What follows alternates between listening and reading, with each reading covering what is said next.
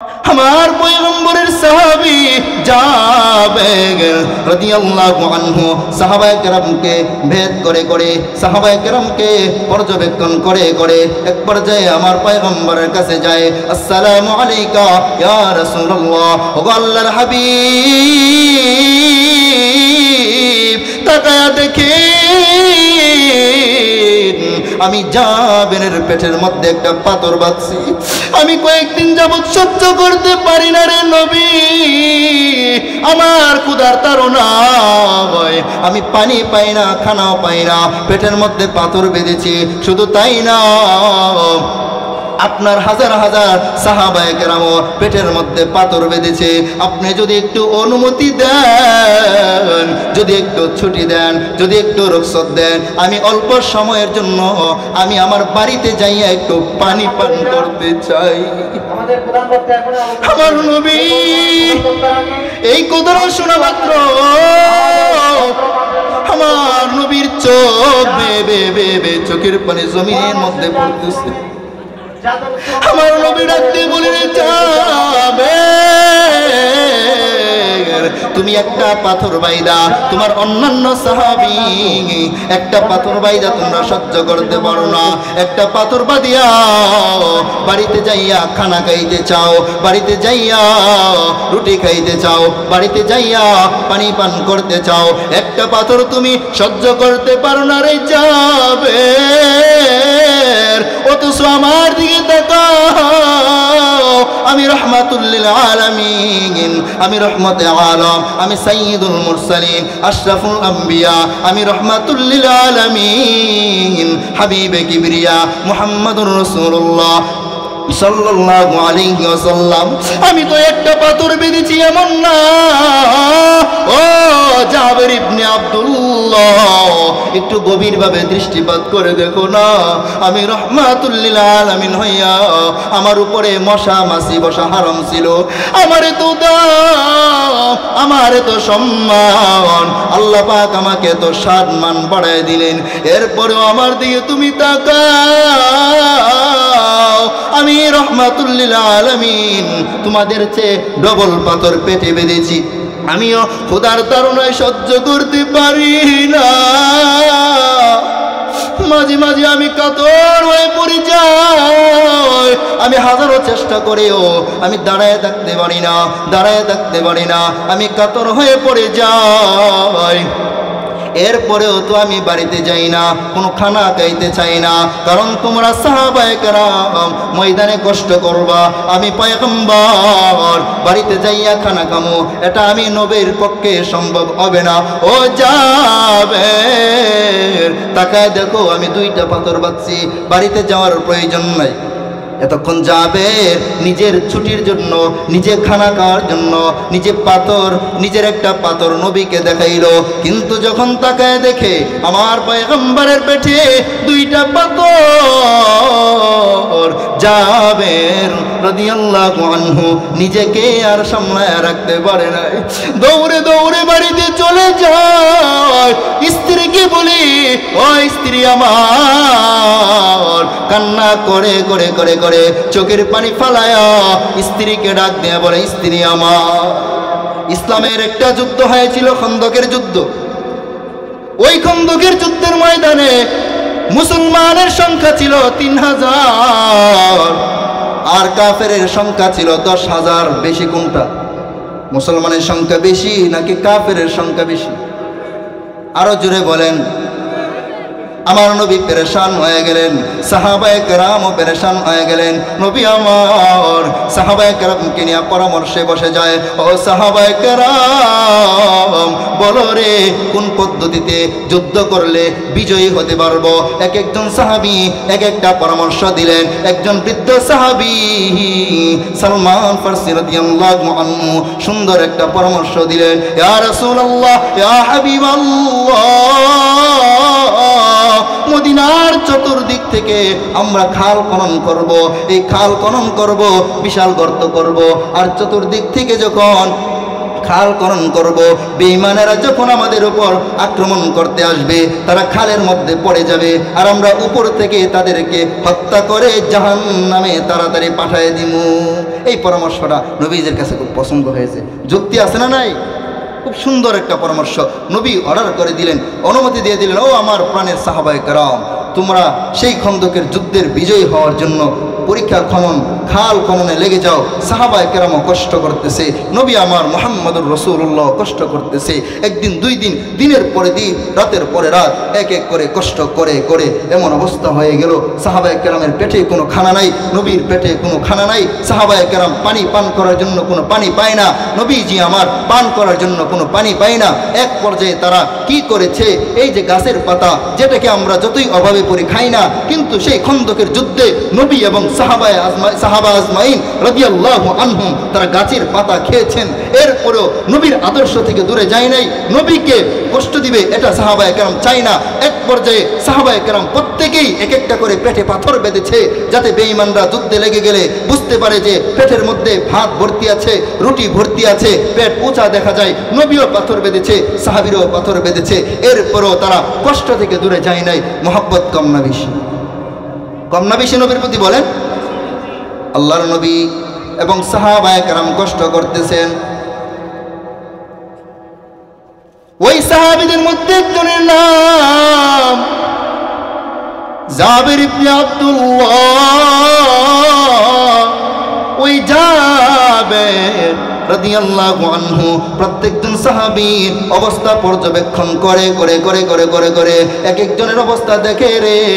প্রত্যেকজন সাহাবী একটা করে পেটে পাথর বাঁধছে, পানিও নাই, খানাও নাই।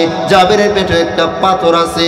জাবেরের বাড়িটা ওই খন্দকের যুদ্ধের ময়দান থেকে কাছাকাছি, এজন্য ভেবেছে আর কষ্ট সহ্য করা যায় না, নবী যদি অনুমতি দেয়, নবীর কাছ থেকে বিদায় নিয়া আমি একটু ছুটি নিয়া রুখসুখ নিয়া বাড়িতে যাইয়া একটু খাবার খাই আসি, একটু পানি পান করে আসি, আর সহ্য করতে পারি না।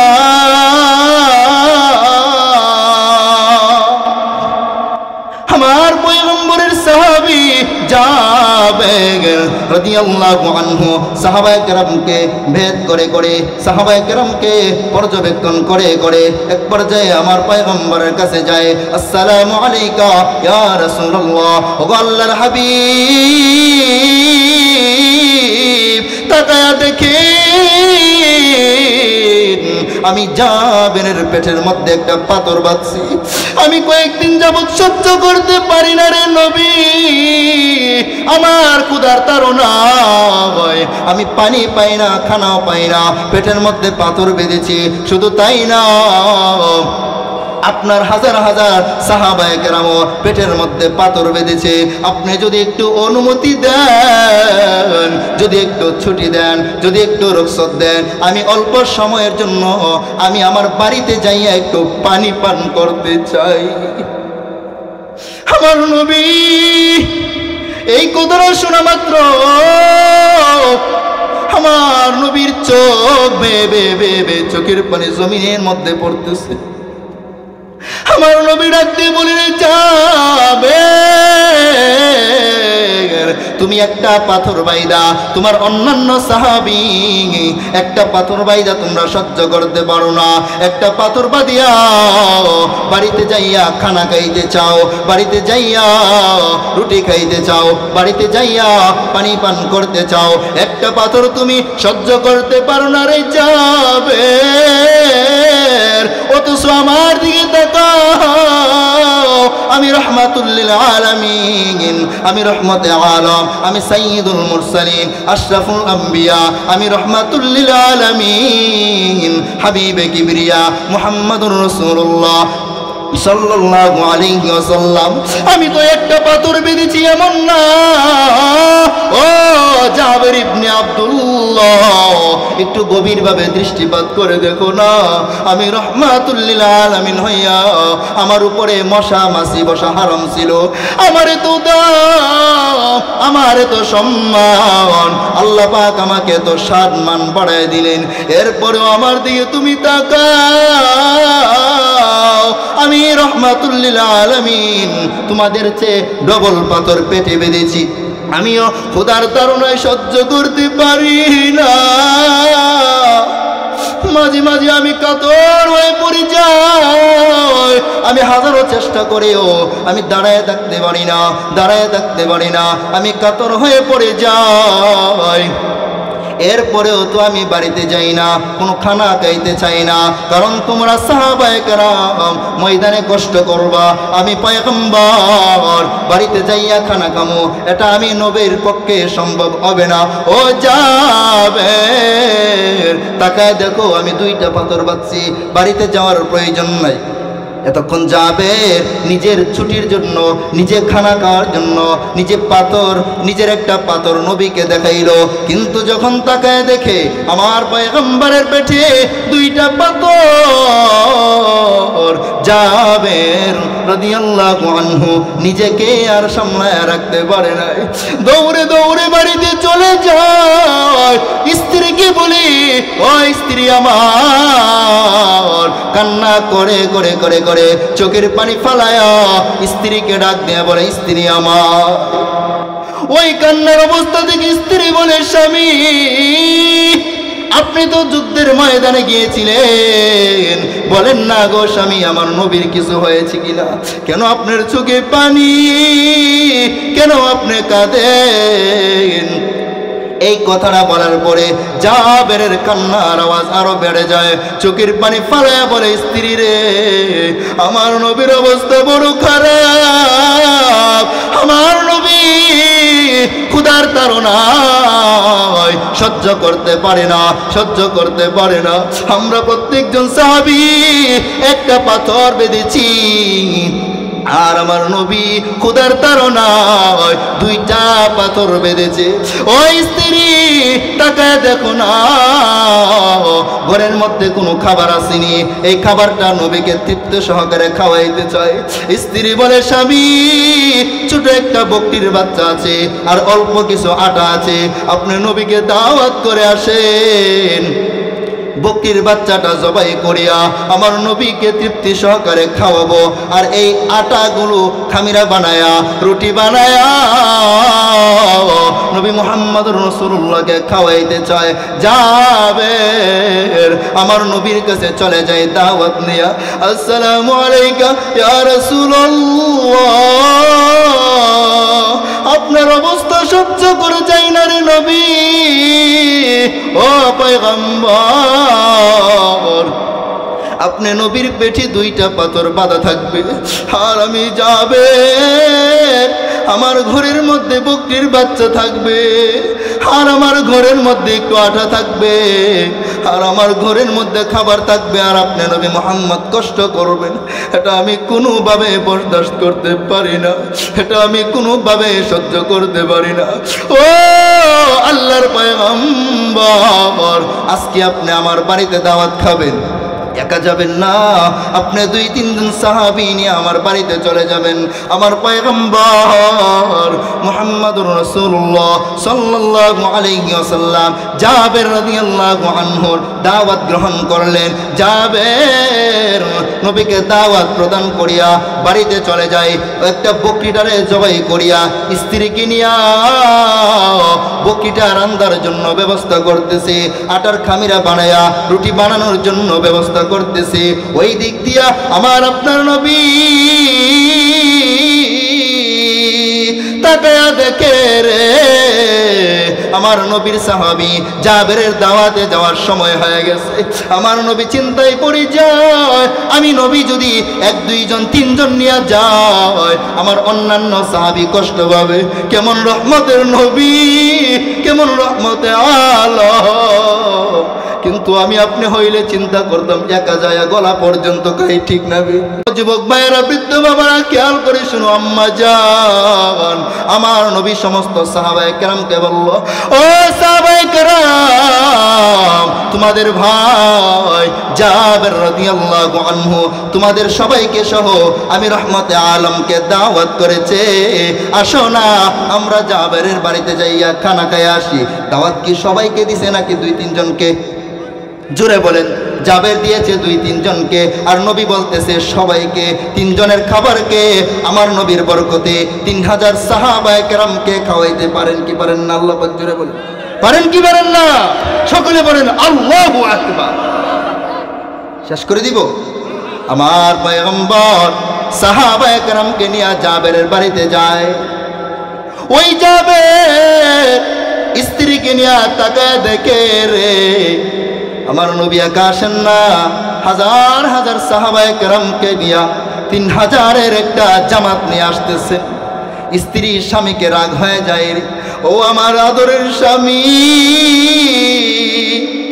3-4 জনের খাবারের আয়োজন করেছি, এত বিশাল জামাত নিয়ে রহমতে আলম আসতেছেন, আপনাকে তো আগেই বলেছিলাম 3-4 জনের দাওয়াত করার জন্য, আপনি কি ভুলে বালে সবাইকে বলেছেন কিনা? জাবের কই স্ত্রী রে, আমিও তুমি যেইভাবে বলেছো সেইভাবেই বলেছি, 3 জন 2 জনকে সাথে নিয়ে আসার জন্য। স্ত্রী বলে তাহলে তো নবী এমন না, বলবেন 3 জনকে আনার জন্য আর নবী সবাইকে আনবে, এটা তো হতে পারে না। জাবের বলে স্ত্রী রে টেনশন করবা না, ও স্ত্রী তুমি আমার নবীকে চিনো না, তুমি আমার নবীকে জানো না। আমার নবীর পরিচয় আমার কাছে আছে, আমার নবীর পরিচিতি আমার কাছে আছে, আমার নবীর শান সম্পর্কে আমি জাবের ভালো করে জানি, আমার নবীর মান সম্পর্কে আমি ভালো করে জানি।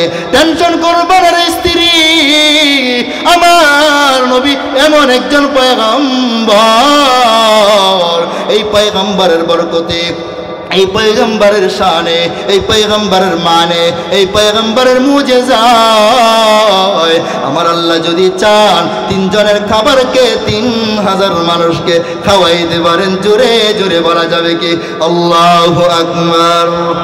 ওই স্ত্রী টেনশন করবা না, পেরেশানগ্রস্ত হবা না গো স্ত্রী আমার। স্ত্রী খুশি হয়ে যায়, ঠিক আছে খাবারের আয়োজন করতেছে।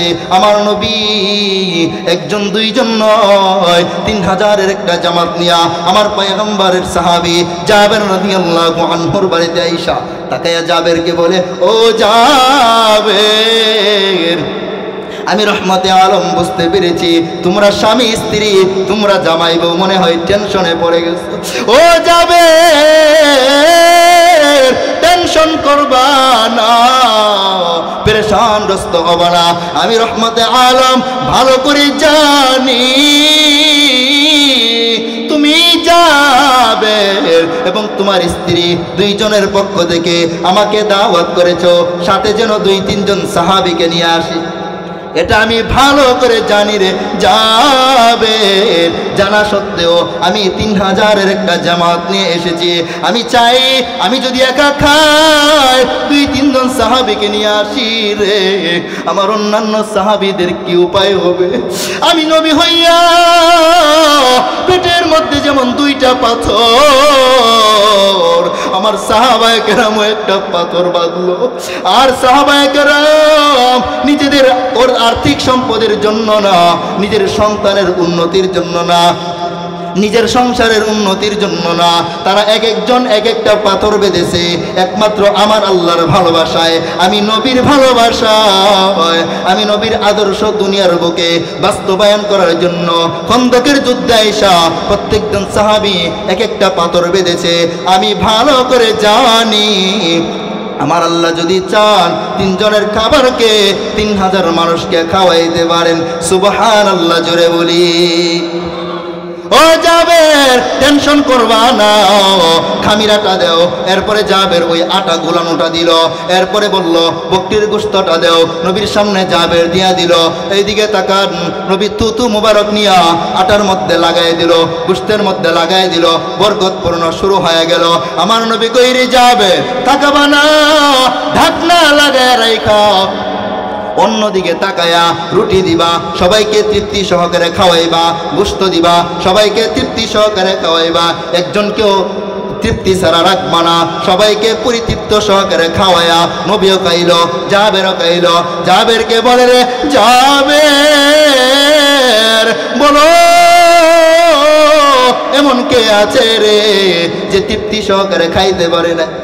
হাজার হাজার সাহাবী এক বাক্যে বলে দেয়, ইয়া রাসূলুল্লাহ, আল্লাহর কসম খায় বললাম আমরা 3000-এর জামাত আজকে এত পরিমাণ গলা পর্যন্ত খাইলাম, জন্মের পর থেকে আমাদের ঘরেও কোনোদিন এমন তৃপ্তি সহকারে খাই না। নবী কইরে যাবে তাকায়া দেখ আটার কি অবস্থা, খামিরার কি অবস্থা, গোশতের কি অবস্থা। জাবের রাদিয়াল্লাহু আনহু তাকায়া দেখে রে, যেমন খামিরা সেমন রয়ে গেল, যেমন আটা তেমন রয়ে গেল, যেমন গোশত তেমন রয়ে গেল। আমার নবীর বরকতে আল্লাহ পাক রব্বুল আলামিন নবীর আঙ্গুলের বরকতে, নবীর থুতুর বরকতে 3 জনের খাবারকে 3000 মানুষকে খাওয়ায়া আরো থাকছে। জোরে জোরে বলা যাবে কি মারহাবা। মাই দোরে হু মজবুর হু আয় সাইয়্যিদ আলম, মাই দোরে হু মজবুর হু আয় সাইয়্যিদ আলম, दीदार दिखाते नहीं आवाज सुना दो, दीदार दिखाते नहीं आवाज सुना दो। रुखसार से बरका का जरा पर्दा उठा दो, रुखसार से बरका का जरा पर्दा उठा दो। लिल्लाह मुझे हुस्न खुदा दाद दिखा दो, लिल्लाह मुझे हुस्न खुदा दाद दिखा दो। जोरे बोली मरहबा। আল্লাহর নবীর শান, আল্লাহর নবীর মান শুনতে ভালো লাগে না? কার কার হাত তুলেন। লাগে? কার কার লাগে হাত তুলেন। সবাই বলেন নারায়ে তাকবীর, লিল্লাহি তাকবীর। আমার নেতা, তোমার নেতা বিশ্বনবী মুস্তাফা, সকলে পড়ি সাল্লাল্লাহু আলাইহি ওয়াসাল্লাম। শেষ করে দিব? আরেকটু চলবে? আল্লাহ পাক রব্বুল আলামিন এমন একজন নবীর উম্মত আমাকে আপনাকে বানাইলেন। আল্লাহ কই দুনিয়ার মানুষ লক্ষাধিক নবী রাসূল আমি আল্লাহ পাঠায়া সবাইকে এক একটা আদর্শ দিয়েছিলাম। আদম থেকে নিয়ে ঈসা পর্যন্ত কারো আদর্শ সম্পর্কে, কারো চারিত্রিক সার্টিফিকেট আমি আল্লাহ পবিত্র কোরআনে দেই না। একমাত্র আখিরি নবী তাজদারে মদিনা মুহাম্মদুর রাসূলুল্লাহ আদর্শের সার্টিফিকেট, চারিত্রিক সার্টিফিকেট আমি কোরআনের মধ্যে সূরা নূন নাজিল করে জানাই দিলাম। জোরে জোরে বলেন আল্লাহু আকবার। নুন ওয়াল কলামি ওয়া মা ইয়াসতুরুন, মা আনতা বিনি'মাতি রাব্বিকা বিমাজনুন,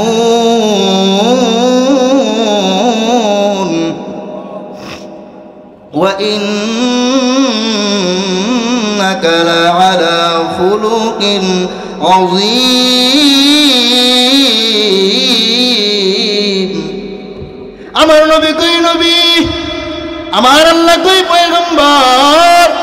ও হাবিবে খুদা, ও হাবিবে কিবরিয়া, আপনাকে আমি এত শান দিয়া দিলাম, এত মান দিয়া দিলাম। সূরা কলম নাজিল করিয়া আপনার শান নিয়া, আপনার শানের বরকতে, আপনার মানের বরকতে, আপনার ইজ্জতের বরকতে, আপনার মুজিজার বরকতে আমি আল্লাহ কলমের কসম খাইয়া আপনার চারিত্রিক সার্টিফিকেট আমি আল্লাহ পাক দিয়া দিলাম। এই চারিত্রিক সার্টিফিকেট অন্য কোন নবীর চারিত্রিক সার্টিফিকেট আমি 30 পারা কোরআনের কোথাও দেই নাই। একমাত্র আপনি নবী মুহাম্মদের চারিত্রিক সার্টিফিকেট আমি আল্লাহ কোরআনের মধ্যে দিয়া দিলাম। সুবহানাল্লাহ। লাকাদ কানা লাকুম ফি রাসূলিল্লাহি উসওয়াতুন হাসানা। আমার নবীর মধ্যে রয়েছে আপনার জন্য আদর্শ, আমার জন্য আদর্শ, আমার মা বোনের জন্য আদর্শ। ঠিক না বে ঠিক?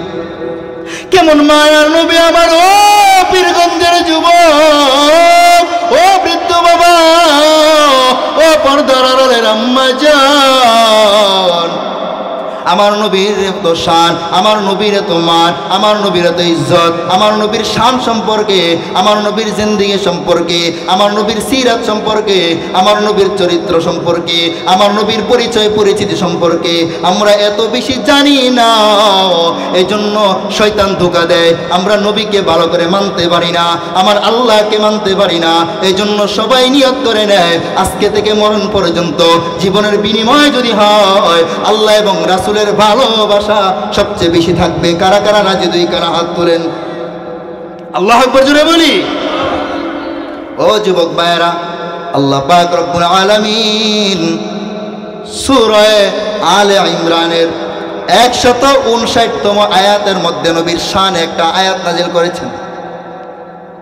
ফাবিমা রাহমাতিন মিনাল্লাহি লিনতা লাহুম, ফাবিমা রাহমাতিন মিনাল্লাহ, ফাবিমা রাহমাতিন মিনাল্লাহি লিনতা লাহুম। আল্লাহ পাক বলেন, নবী আমার, ফাবিমা রাহমাতিন মিনাল্লাহি লিনতা লাহুম ওয়ালাউ কুনতা ফাযযান গালিযাল কলবি লানফাদ্দু মিন হাওলিক। ও নবী, আপনার 3.5 হাত বডিটাকে আমি আল্লাহ পরিপূর্ণ রহমত বানায় দিলাম। সুবহানাল্লাহ। নবী আমার, আপনার কলবটাকে আমি কেমন বানাইলাম জানেননি? ফাবিমা রাহমাতিন মিনাল্লাহি লিনতা লাহুম, আপনাকে আমি আল্লাহ এমন একজন পয়গম্বর বানাইছি, এমন একজন নবী বানাইলাম যাকে দেখলেই মানুষ পাগল হয়ে যায়, যাকে ভালোবাসার জন্য, যাকে মানার জন্য মানুষ পাগল পারা হয়ে যায়। আহারে, দিনের বেলা আবু জাহেল বিরোধিতা করে, কোরআন তেলাওয়াতের বিরোধিতা করে, আবুল হাব কোরআন তেলাওয়াতের বিরোধিতা করে, উমর রাদিয়াল্লাহু আনহু ইসলাম ধর্ম গ্রহণ করার আগে কোরআনের বিরোধিতা করে, উতবা সাহেবা কোরআনকে দেখতে পারে না, কিন্তু রাতের অন্ধকারে এই কোরআন শোনার জন্য নবীর হুজরা মুবারকের পাশে যায়। ওই নবীর ভালোবাসা, ওই নবীর জবানের তিলাওয়াত শুনিয়া, এই নবীর চেহারা দেখিয়া, এই নবীকে দেখিয়া, এই নবীর কোমল হৃদয়ের অধিকারী নবী আমার, এই নবীর কোমলতা দেখিয়া, এই নবীর উদার মনের অবস্থা দেখিয়া হযরত মহিলাদের মধ্যে সর্বপ্রথম শহীদ যে মহিলা হয়েছিল, সর্বপ্রথম মহিলা সাহাবী যিনি শহীদ হয়েছিলেন প্রথম, নাম হলো সুমাইয়া রাদিয়াল্লাহু আনহা। জুড়ে বলেন সুমাইয়া রাদিয়াল্লাহু আনহা। ও আমার পর্দার আড়ালের আম্মা জান, তুমিও নবীরে মানো গো। ও আমার বোনেরা, তুমিও নবীরে মানো, কিন্তু সুমাইয়া রাদিয়াল্লাহু আনহা নবীকে মানছে। কিন্তু সুমাইয়া কেমনে মানছে জানেননি? আপনি আমার মতো, আপনাদের মতো একজন নারী ছিল সুমাইয়া, আমার নবীকে ভালোবাসে, আমার নবীকে মানে। এক পর্যায়ে আবু জাহেল কয়, রে সুমাইয়া, তুমি যদি নবী মুহাম্মদকে মানো, তুমি যদি নবী মুহাম্মদের কোরআন তেলাওয়াত শুনো, তাহলে তোমাকে আমরা মেরে ফেলবো। হুমকি ধুমকি দেয়, কিন্তু সুমাইয়া রাদিয়াল্লাহু আনহা ভয় পায় না। এক পর্যায়ে সুমাইয়া রাদিয়াল্লাহু আনহা মুসলমান হয়ে যায়। এই মুসলমান হওয়ার অপরাধে, নবীকে মানার অপরাধে, নবীর শান জানার অপরাধে, নবীর মুবারকপূর্ণ জবানের কোরআন তেলাওয়াত শোনার অপরাধে সুমাইয়া রাদিয়াল্লাহু আনহাকে এমন ভাবে অত্যাচার জুলুম করেছে। এক পর্যায়ে, শেষ পর্যায়ে সুমাইয়ার লজ্জাস্থানের মধ্যে তীর নিক্ষেপ করে শহীদ করেছে। রক্তক্ষরণ হতে হতে সুমাইয়া রাদিয়াল্লাহু আনহা শহীদ হয়েছে। তারা আমার নবীকে কেমন মেনেছে, আমার নবীকে কেমন ভালোবেসেছে, নবীর শান জানার কারণে তারা নবীকে ভালো করে জানছে, নবীকে চিনছে, নবীকে মানছে, নবীর পরিচয় পরিচিতি তাদের কাছে ছিল। এই জন্য নবীর জন্য এক পর্যায়ে তারা কি করেছে? মা ছেড়েছে, বাবা ছেড়েছে, সন্তান ছেড়েছে, স্ত্রী সন্তান ছেড়েছে, সম্পদ বাড়ি ঘর সব ছেড়েছে। এরপরেও আমার আল্লাহর কুরআন, আমার নবীর হাদিসকে ছাড়ে নাই, আমার আল্লাহকে ছাড়ে নাই, আমার নবীকে ছাড়ে নাই। ঠিক না বেঠিক? জুড়ে বলো যুবক ভাই, বৃদ্ধ বাবারা। চলবে একটু আসতে বললেন, আসতে বললেন, আর জোরে বলেন চলবে? অল্প সময়। নবীর একজন সাহাবী ইসলাম ধর্ম গ্রহণ করেছে পরে। ইসলাম ধর্ম গ্রহণ করার আগে তার নাম ছিল আব্দুল উজ্জা। কি ছিল? ওকে আপনি লালন পালন করবেন, ওকে আপনি বিবাহ শাদী করাবেন, ওর সুখে দুঃখে আপনি থাকবেন। ওর সৎ মা ওকে লালন পালন করে না, আমি যদি করি তাও দেখতে পারে না। এখন আব্দুল উজ্জার লালন পালনের দায়িত্ব নিয়ে নিয়েছেন আব্দুল উজ্জার চাচা। কিন্তু আব্দুল উজ্জার বাড়িও মক্কা নগরীতে, আমার নবীর বাড়িও জন্মস্থান মক্কায়। তখনও পর্যন্ত নবী হিজরত করে মদিনায় যায় নাই। আব্দুল উজ্জা কিভাবে যেন ছোটবেলায় আমার নবীর পরিচয় পায় গেছে, আমার নবীর কথা শুনেছে, আবু জাহিলের কাছে শুনেছে, আবু জাহিল্লার জবানে শুনেছে, উতবা সাহিবার জবানে শুনেছে যে মুহাম্মদ একটা পাগল। এর কথা শুনলেই মানুষ এর প্রেমে পড়ে যায়। এ কি যেন বানায়া বানায়া বলে, এগুলো শুনলে মানুষ জাদুগ্রস্ত হয়ে যায়। নাউজুবিল্লাহ। আব্দুল উজ্জা ছোট মানুষ। আল ইনসানু হারিসুম মিম্মা মুনিআ, মানুষ এমন একটা জাতি রে, মানুষকে যে বিষয়ে নিষেধ করা হয় ওই বিষয়ের দিকে মানুষ বেশি ধাবিত। ঠিক না বেঠিক সভাপতি সাহেব? ঠিক নেই? যদি বলি যে এখন যদি কেউ বলে বিশাল বড় একটা অজগর সাপ ধরা পড়ছে, কয়জন থাকবেন এটা জানেন? সবাই থাকবেন? থাকবেন? যাই হোক, যদি বলে যে অজগর সাপটা রাত 12টা পর্যন্ত থাকবে, সবাই জায়গায় বয়ে নিয়ত করবেন যে যাওয়ার সময় সাপটা দেখে যান। নিয়ত করবেন কি না? আমিও তো নিয়ত করবো যে অজগর সাপটা একটু দেখবো। তো নিষেধ করলে, একজন নিষেধ করছে যে যাইও না, বিষ ছড়াই দিব, এরপর একটু দেখার জন্য আমরা যাব। আল ইনসানু হারিসুম মিম্মা মুনিআ, মানুষ এমন একটা জাতি, এমন একটা প্রাণী, এমন একটা প্রাণযুক্ত মানুষ জাতি যেটাকে নিষেধ করার বস্তুর দিকে ধাবিত করে তার মন। আব্দুল উজ্জা যতই নবীর বিরুদ্ধে শুনে রে, আব্দুল উজ্জা নবীর পাগল তত হয়। এক পর্যায়ে নবীর পরিচয় পরিপূর্ণভাবে যায় না জানার জন্য নবীর বাড়ির পরিচয় জানলো, নবীর ঘরের পরিচয় জানলো। সব জানার পর আব্দুল উজ্জা আমার নবীর কাছে চলে যায়, আমার পয়গম্বরের কাছে চলে যায়। আমার নবীর কাছে যাইয়া আমার নবীকে বলে, নবী ও নবী, আপনাকে দেখলে কেমন যেন ভালো লাগে রে, আপনাকে দেখতে মনে চায়, আপনার জবানের কোরআন তেলাওয়াত শুনতে মনে চায়, আপনার কথা শুনতে মনে চায়। এইভাবে প্রতিনিয়ত সকালবেলা নবীর কাছে যায়, বিকালবেলা নবীর কাছ থেকে আসে। চাচাই বলে, ও আব্দুল উজ্জা, তুমি ছোট মানুষ, কোথায় যাও? সাবধানে আসা যাওয়া কইরো, তুমি কিন্তু হারায় যাইবা। এক এক করে আব্দুল উজ্জা যায়, কিন্তু আব্দুল উজ্জার চাচা জানে না। হঠাৎ করিয়া একদিন আব্দুল উজ্জা ঘুম থেকে উঠে একটা সংবাদ শুনেছে, আমার পয়গম্বর মুহাম্মদুর রাসূলুল্লাহ সাল্লাল্লাহু আলাইহি ওয়াসাল্লাম মক্কা ছেড়ে মদিনায় চলে গেছে। আব্দুল উজ্জা কান্নায় ভেঙে পড়েছে, আমার নবীর জন্য পাগল, আমার নবী চলে গেছে। ওই দিক দিয়ে আব্দুল উজ্জা ঠিক মতো খায় না, ঠিক মতো ঘুমায় না। এক পর্যায়ে আব্দুল উজ্জার চাচা সুন্দরী একটা বউ বিবাহ করাই দিছে, বউয়ের কাছেও সময় দেয় না, বউয়ের সাথেও হাসি খুশি থাকে না। আব্দুল উজ্জার চাচা কয়, ভাতিজা কি হয়েছে তোমার? কেন তুমি ঠিক মতো খানা খাও না? ঠিক মতো কেন তুমি আনন্দ করো না? কি হয়েছে তোমার? আব্দুল উজ্জা জানা দেয়, চাচা আমার মনে এমন একটা শূন্যস্থান, এই শূন্যস্থান যদি আপনি পূরণ করতে পারেন তাহলে আপনার কাছে আমি বলবো আমি কেন মন খারাপ করি। ওই চাচা ডাক দিয়ে বই, ভাতিজা তোমার জন্য বাড়ি করে দিলাম, তোমাকে বিবাহ করাইলাম, সব করলাম, এই শূন্যস্থান অবশ্যই আমি পূরণ করতে পারবো। ও আব্দুল উজ্জা বলো কি হয়েছে তোমার? আব্দুল উজ্জা কান্না করে বলে, ও আমার আদুরের চাচা, আমার একজন মানুষ এত পছন্দের, যে মানুষের নাম হলো মুহাম্মদুর রাসূলুল্লাহ। মুহাম্মদুর রাসূলুল্লাহ মক্কা ছেড়ে মদিনায় চলে গেছেন। আমি এখন যতক্ষণ মদিনায় না যাব ততক্ষণ আমার ভালো লাগবে না। আর এই কথা বলার সাথে সাথে আব্দুল উজ্জা খানার প্লেটে বসিয়া চাচাকে বলে, চাচা আপনি যাবেন কিনা মদিনায়? চাচা বলে, না আমি যাব না।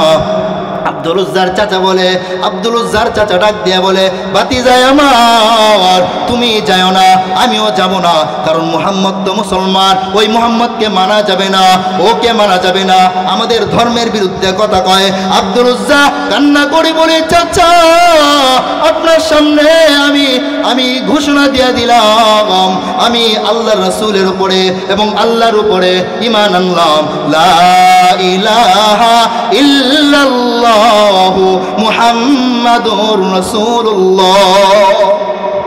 আব্দুল উজ্জার চাচা তেলে বেগুনে চেইতে গেল, আহারে আমি সারা জীবন মুহাম্মদের বিরোধিতা করি, আর আমার বাতিজা আমার খায়া আমার কইরা, এই বাতিজাটা মুহাম্মদকে মানে, এটা মানা যায় না, সহ্য করা যায় না।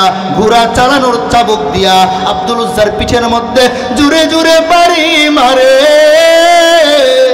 আব্দুল উজ্জার পিঠ থেকে পিঠের চামড়া ফেটে ফেটে রক্ত টপ টপ টপ টপ করে পড়ে।